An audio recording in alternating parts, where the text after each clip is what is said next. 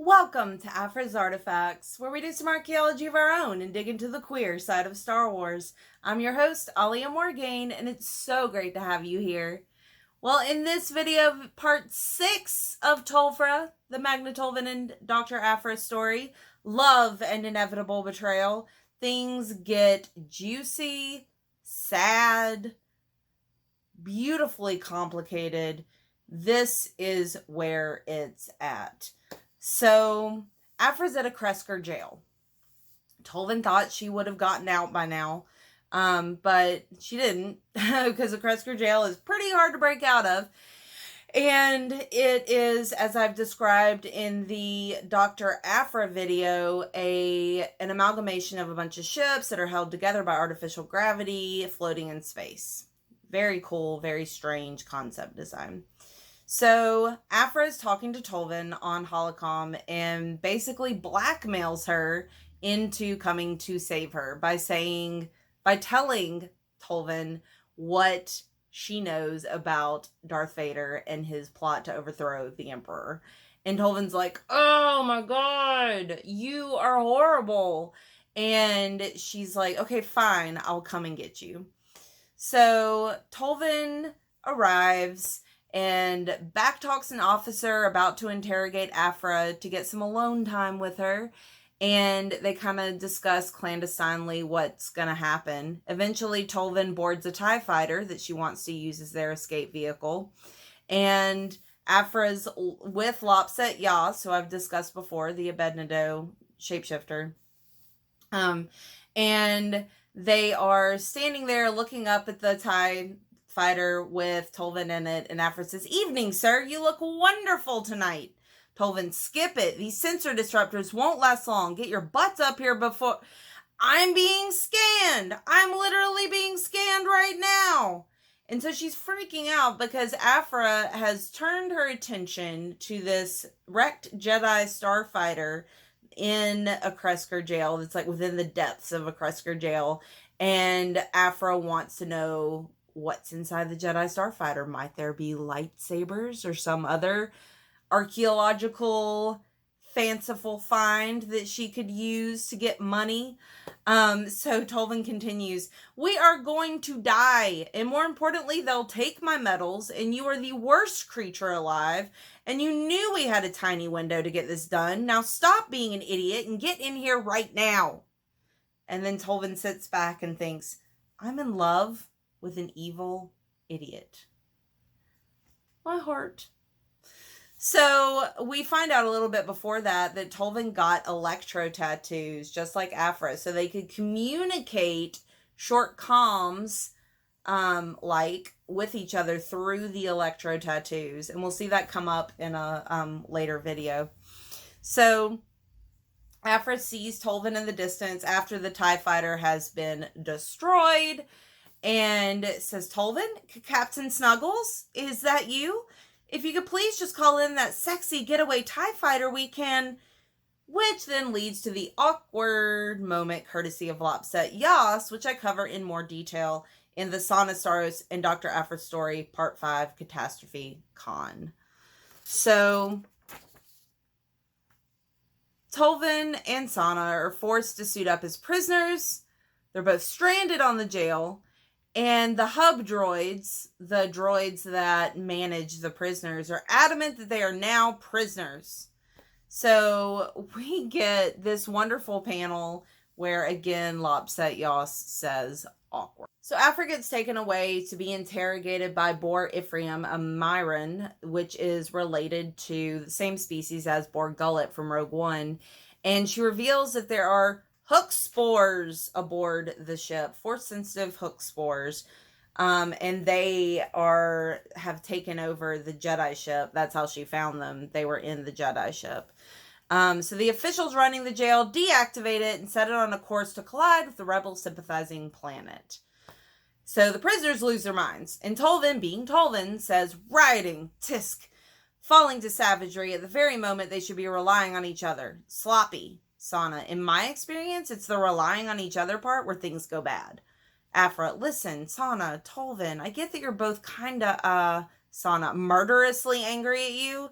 Aphra. But I have a plan. Sorta. See, there's this guy who might rescue us, and I don't know exactly how long it will take, but... Tolvan, Aphra, I'm your, well, whatever I am to you, and you still had to blackmail me. Nobody's coming for you. You don't exactly inspire loyalty. And so, Tolvan ends up, to back up a second, Tolvan basically almost says that they're girlfriends, and I love that. So at this point, she's like, we're in a relationship. We're together.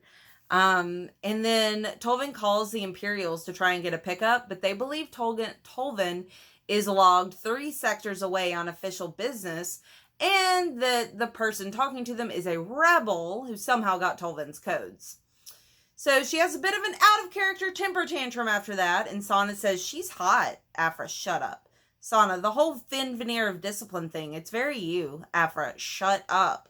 Sana, you know, if the rebels don't kill you when I drag your scrawny butt in, you two could last 5, maybe 10 minutes together before you screw it up. Of course, Sana and Aphra never reconcile. They always have their issues. Sana is just so deeply hurt by Aphra. Which, it's actually incredible that Tolvan gets over how Aphra hurt her to reconcile herself with Aphra, because what happens between Aphra and Tolvan is even worse. And that is what I'm about to discuss now. So